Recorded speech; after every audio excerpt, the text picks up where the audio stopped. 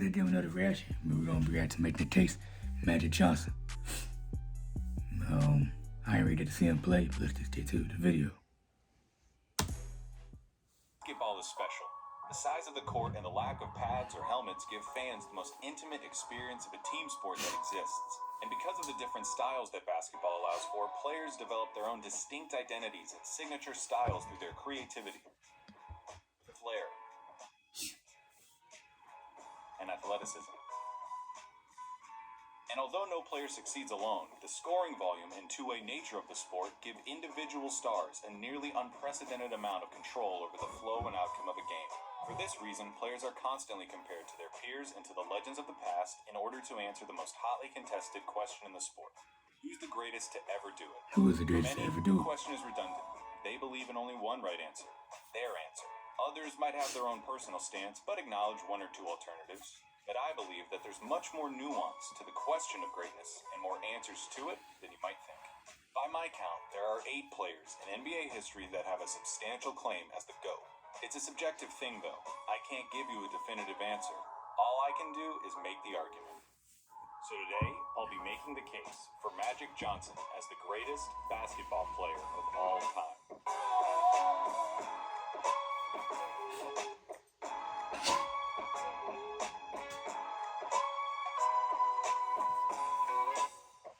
I heard some stuff about him, man. He did, though. The year is 1979. Professional basketball in America is at perhaps the lowest point in its history. No one is going to games, the ratings are garbage, none of the players are very marketable, and the product is so bad that CBS isn't bothering to air playoff games live. Hey. Things look bad. Enter Earvin Johnson. Johnson bested Larry Bird's undefeated Indiana State Sycamores in the 1979 NCAA Championship, an event that retains the highest TV rating of a game of basketball ever. When the Lakers used their #1 overall pick to make Johnson the first underclassman ever to be taken as the top draft choice, you have to wonder if they knew exactly who they just drafted.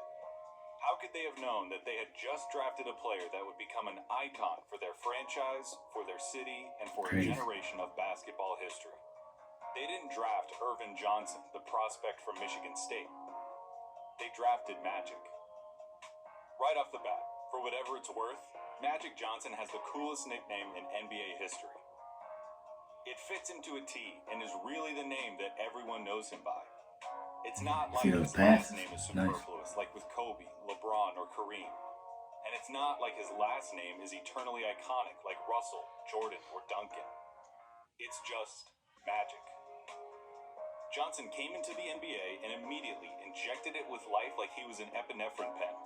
Magic's winning smile, charismatic interviews, and revolutionary play style introduced the league to a pulse and a personality it hadn't known since Wilt Chamberlain. Before long, he became the frontman of a team that would be known by its own distinct nickname, Showtime, like it was a piece of theater or art in and of itself. Yeah, that was a nice pass. He was nice the lead pass. man of the most popular show in His Hollywood. passing is nice. In a city full of celebrities, he was the main attraction.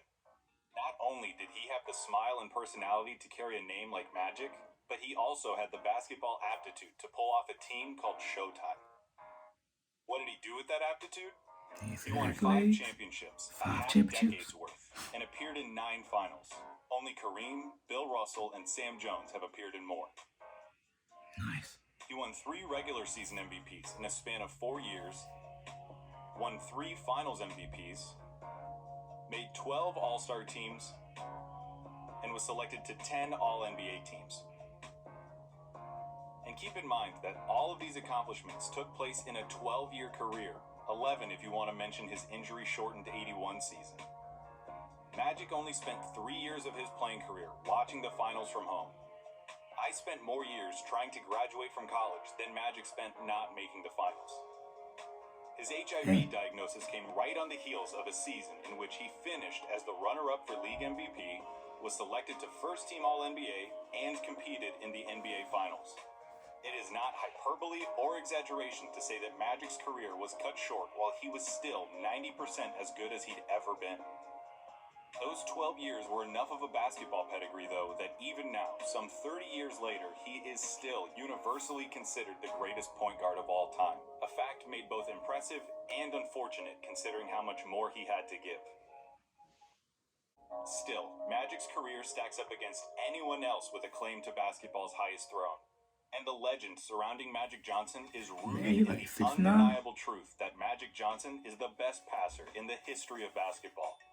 With the ball in his hand, he was no longer a basketball player. He became a force of nature. His movements became sublime and fluid. These passes aren't coming from magic. I refuse to believe that any human could do this kind of stuff so routinely without divine intervention. These passes are coming from the basketball gods, and Magic Johnson became their instrument. To convince you, I shouldn't need to show you anything other than his ability, but the stats bear it out. Magic has the highest assists per game average ever, and also has the most assists in NBA playoff history. Magic's skills extended beyond just passing, though. Too big to be guarded by traditional point guards and too quick to be guarded by slow-footed forwards, he created matchup problems every time he brought the ball across midcourt. His speed with the ball was unrivaled, and accompanied with his remarkable rebounding proficiency, was a key feature in the Lakers' fast break offense. He was adept at finishing with either hand, something he did often thanks to his underrated first step. Years of practice by himself and with Kareem helped Magic develop a high post game that added yet another dimension to his offensive skill set.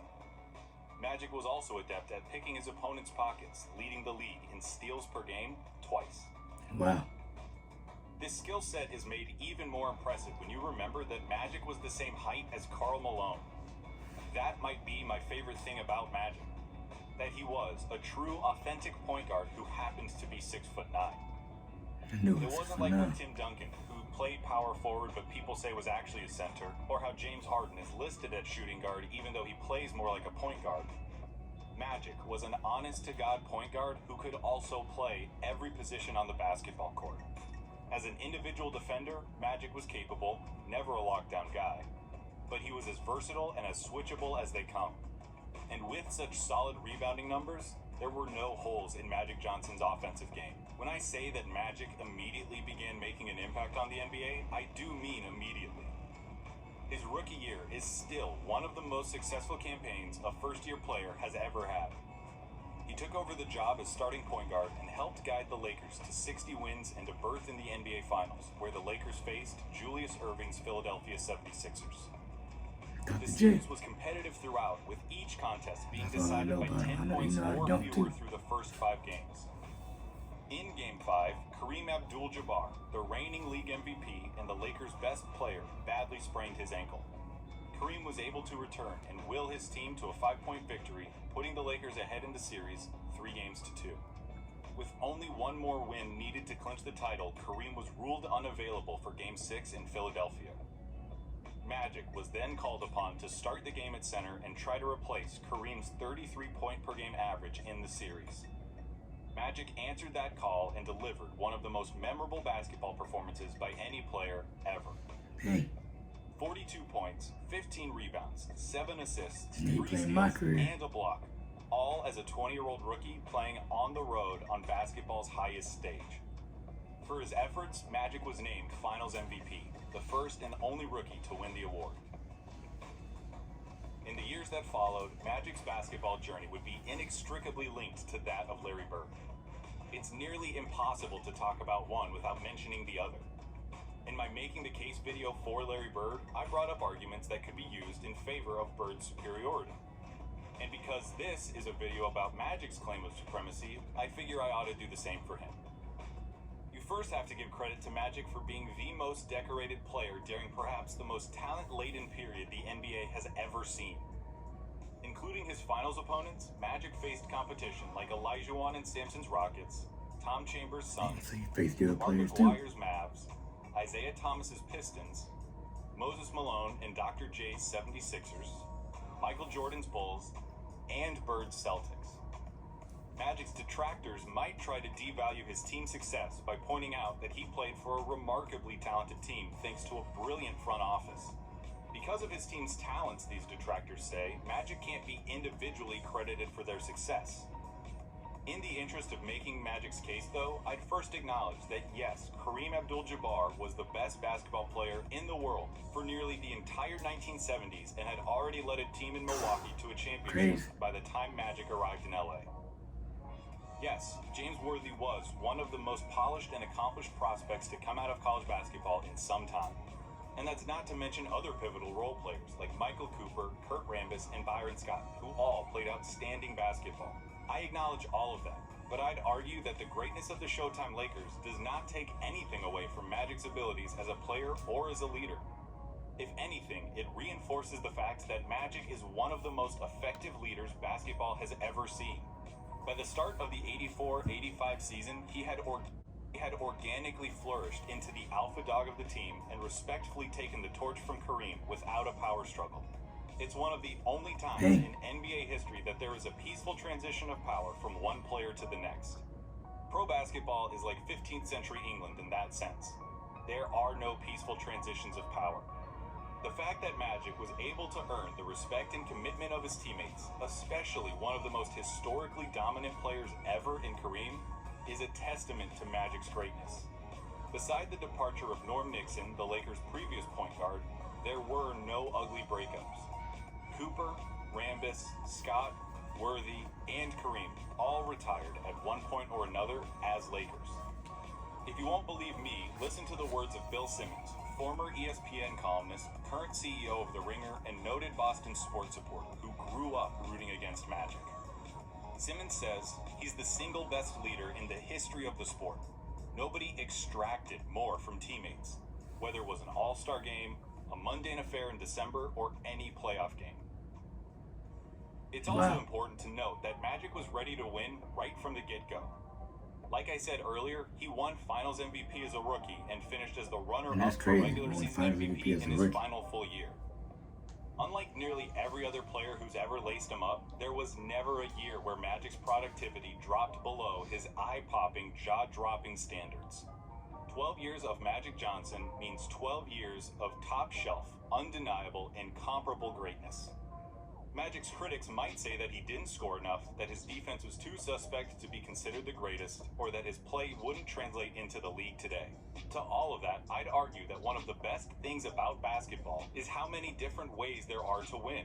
You can be a 6'3" sharpshooter like Steph Curry and revolutionize the game, a 7'1" behemoth like Shaq who dominates the league, or anything in between.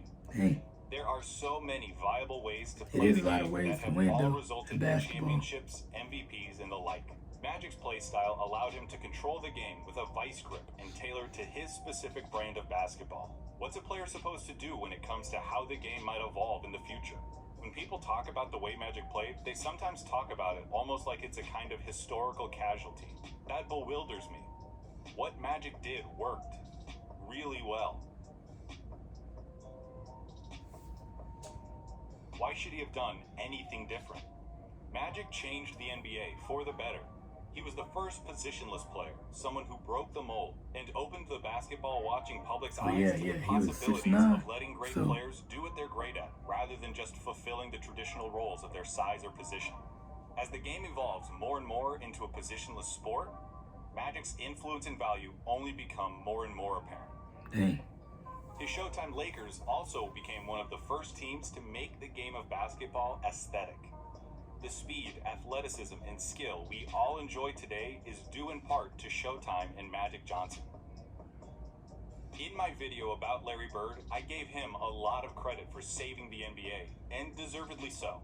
Larry was a pioneer of basketball and contributed immensely to the explosion of the game's popularity. But for every breath of fresh air that Larry contributed, Magic did the same. You can't talk about one without the other because it was the rivalry between the two that really saved the league.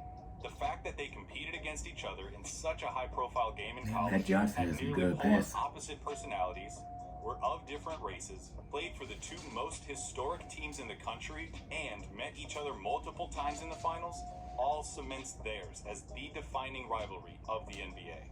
Despite the differences in their personalities, though, their games were remarkably similar. Team-first, success-oriented mindsets and proclivities for passing were trademark features of both their styles. Those styles met 3 times in the finals, each in legendary fashion.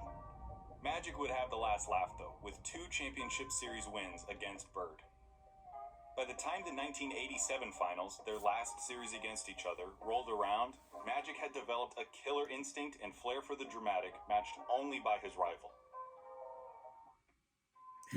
In Game 4 of the series, with the Lakers leading 2-1, Magic all but iced the series with the most legendary shot of his career. Down 1 with seconds left in a raucous Boston Garden, Magic ripped the heart out of every Celtics fan with his baby sky hook.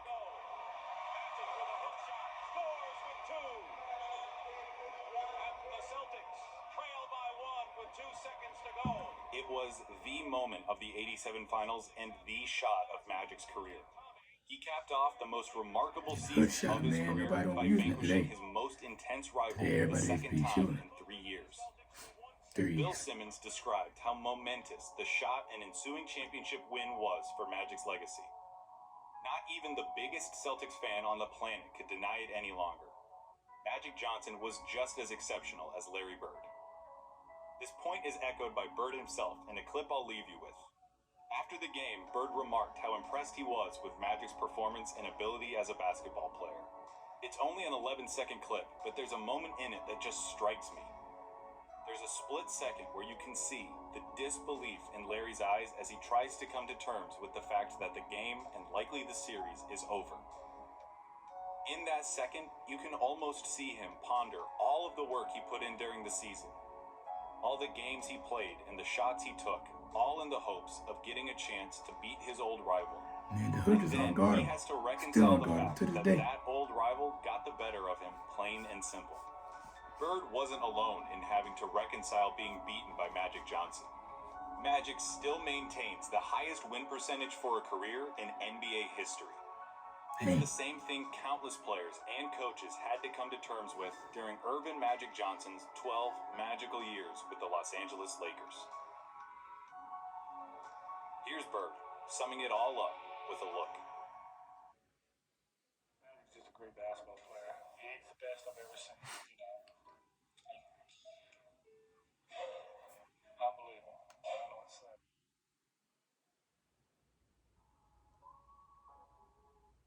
Hey there, friend. That's the end of the video. You know what I'm saying? I ain't ready to see Magic play neither. But I got me one question for y'all, man. Do y'all think better, Larry Bird or Magic Johnson? That's it. But that's in the video. Make sure y'all like, don't subscribe for notifications. And I'm out.